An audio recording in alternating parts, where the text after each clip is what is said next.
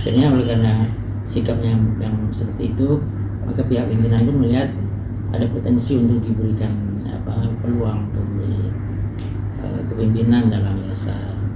Ya, intinya pada saat itu mungkin beliau dianggap cakap ya pada saat itu sebelum menjadi pimpinan, sebelum diangkat menjadi pimpinan, dianggap qualified pada saat itu untuk dijadikan sebagai pimpinan yayasan.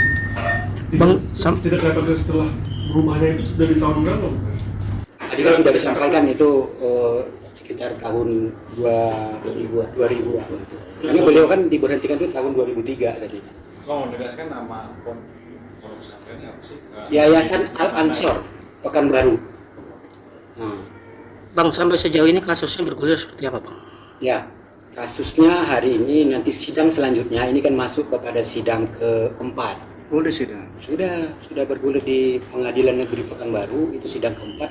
Nanti masuk kepada pemeriksaan pokok perkara. Karena sidang upaya mediasi sudah dianggap gagal oleh hakim mediator karena beliau tidak pernah datang sebanyak 2 kali dipanggil oleh pengadilan secara patut, beliau tidak datang. Dan pada saat tanggal 7 itu, 7 Maret yang lalu, hakim mediator mengatakan bahwa beliau tidak beritikat baik. Padahal posisi beliau sebagai penggugat, tapi beliau tidak pernah hadir. Nah, berarti sampai sejauh ini apa yang diinginkan oleh pihak pesantren?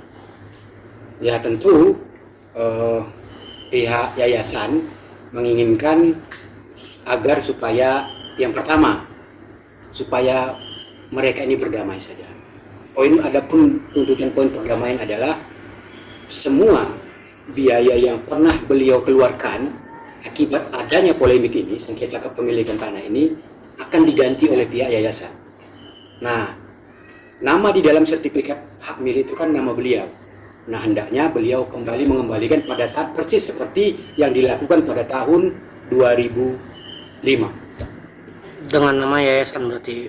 Boleh, bukan nama beliau, kembali kepada yayasan. Nanti yayasan terserah mau nunjuk siapa. Apakah beliau Haji Saifullah ataukah beliau Tuan Amal Indrawan. Bang, sekedar meluruskan Bang, boleh Bang? Ini kerugiannya di yayasan mencapai 2,8 atau 28 M? Nilai tanah itu ditaksir berdasarkan nilai NJOP yang ada di Pekanbaru itu senilai kurang lebih 26 miliar. Nah, kalau bicara kerugian, tentu yayasan sampai hari ini tidak bisa mengembangkan lebih jauh unit-unit usahanya. Karena di atas tanah tersebut kan sudah ada pondok pesantren, sudah ada perbengkelan, sudah ada klinik kesehatan, dan sudah ada juga masjid dan banyak bangunan lainnya. Nah, kendalanya apa? Kenapa yayasan ingin meminta kembali itu supaya proses perizinan untuk membuat unit-unit usaha di tanah tersebut bisa berjalan dengan semestinya, begitu. Luas tanahnya berapa sih Bang? Itu yang 2,6 M berapa? 26 M. Kurang lebih 1,9 hektar. Kasus ini sudah dibicarakan ke Atta Halilintar juga Bang sebelumnya? Saya kira beliau tidak berkompeten dalam hal ini ya. Beliau kan bukan pihak, beliau kan anak dari penggugat. Jadi tapi kalau kepada penggugat langsung yaitu Halilintar, saudara Halilintar, sudah beberapa kali dicoba membangun komunikasi karena bagaimanapun tidak bisa dinafikan, tidak bisa dipungkirin bahwa beliau itu dibesarkan oleh yayasan. Dibesarkan artinya pernah bernaung di dalam yayasan, bergabung dalam yayasan, menimba ilmu dan seterusnya di yayasan. Ya artinya sudah ada hubungan emosional yang cukup lama terbangun dengan yayasan gitu. Terakhir komunikasi dengan beliau kapan? Kapan terakhir komunikasi? 2009. Ya. Apa yang dikomunikasikan apa? Jadi kita ingin berbaik-baik, minta supaya yang tahun 2005 itu dibuat kembali, maksudnya begitu. Kita datangnya lagi ke rumah. Tapi sikapnya malah marah-marah dan pihak kami itu disuruh keluar, kalau tak keluar akan dipanggilkan satpam untuk mengeluarkan orang dari yayasan. Ya. Kenapa baru ini lagi baru mencuat lagi berita apa sebelumnya gitu. Nah, kembali teman-teman perlu garis bawahi ya. Pertama kali gugatan ini dilakukan tahun 2017. Bukan baru-baru ini dong, 2017. Setelah upaya untuk melakukan membangun komunikasi secara kekeluargaan itu intens dilakukan, tapi kan tidak membuahkan hasil. Nah, gugatan ini bergulir sejak 2017, bukan hari ini. Bang, mungkin bisa ditunjukkan buktinya apa aja bang? Apa? Surat-suratnya dari itu bawa. Semestinya beliau yang menunjukkan, kan beliau penggugat. Jadi kan begini, di dalam kaidah keperdataan, siapa yang mendalilkan, dia harus bisa membuktikan. Nah, kami sampaikan, yayasan sampaikan bahwa hari ini tanah yang menjadi objek sengketa fisiknya dikuasai oleh yayasan. Yang kedua, surat menyurat juga di bawah penguasaan yayasan.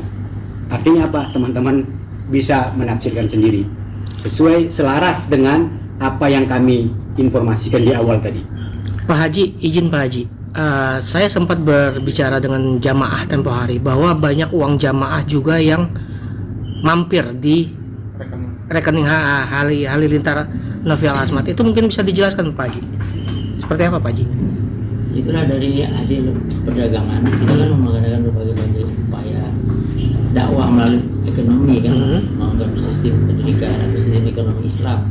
Jadi dia di antara penghasilannya dan yang masuk ke situ memang dialihkan ke rekening pribadi beliau itu. Oh, berarti tidak ada uang jamaah yang masuk ke rekening yayasan Pak Haji? Atau seperti apa Pak Haji? Atau memang begini, kalau pertanyaan begitu saya luruskan ya.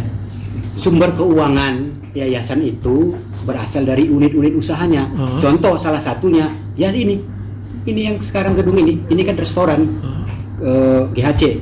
Ini salah satu sumber pendapatan dari yayasan. Nah, di samping unit-unit usaha yang lain seperti yang saya katakan, ada perbengkelan, ada pertanian, bahkan ada nelayan apa. Ya, tapi ada sempat jamaah bercerita bahwa ada uang jamaah juga yang masuk ke kantong Halilintar. Itu gimana? Itu yang orang Jerman. Oh, ini mungkin langsung prinsipal yang menjelaskan. Iya, itu seperti apa tuh Ya. Pak Haji terkait adanya uang jamaah yang mampir ke rekening Halilintar? Itu memang dulu pernah memang ada orang jamaah itu tuh beliau tuh asalnya dari Jerman. Asal Jerman aja orang Indonesia tapi domisili di Jerman. Kemudian dia bergabung dengan yayasan kan, dan mengadakan istilahnya ikut bersamalah dalam hal-hal kegiatan-kegiatan, dan karena mungkin pendekatannya cukup baik dari Halilintar ini kepada beliau ini, akhirnya beliau mengeluarkan uangnya sendiri untuk meminjamkan untuk satu kegiatan yayasan di situ.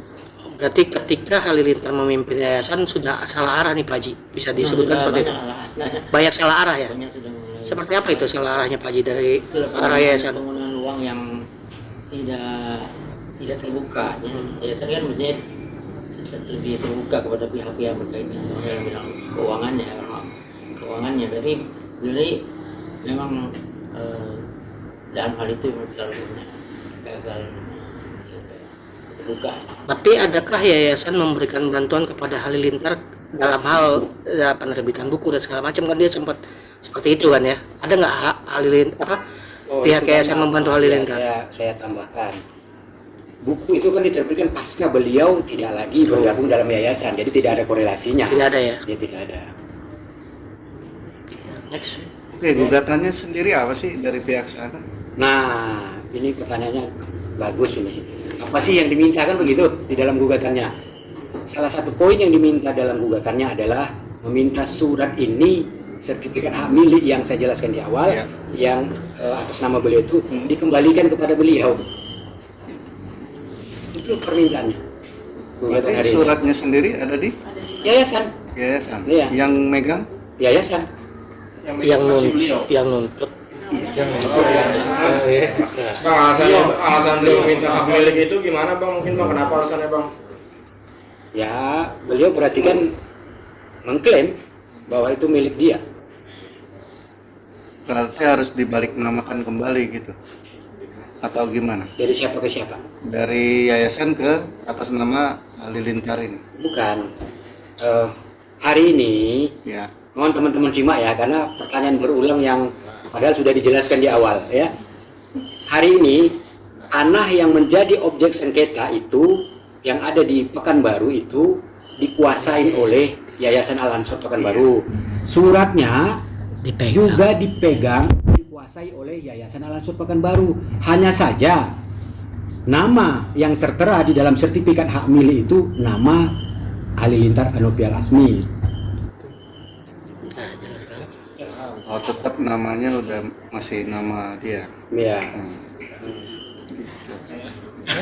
Belum teman-teman. Udah lagi? Cukup ya? Cukup ya? Sidang agenda selanjutnya apa terkait? Kapan apa? itu bang? Pemeriksaan pokok perkara sidang selanjutnya. Kapan nama? Sebenarnya teman-teman bisa mengakses, itu kan sudah milik publik, bisa diakses SIPP Pengadilan Negeri Pekanbaru. Sebutkan nama beliau, muncul itu. Udah gampang sekarang, udah mengaksesnya udah mudah. Iya nggak, maksudnya dari persidangan kapannya gitu. Ya kita belum beritahu.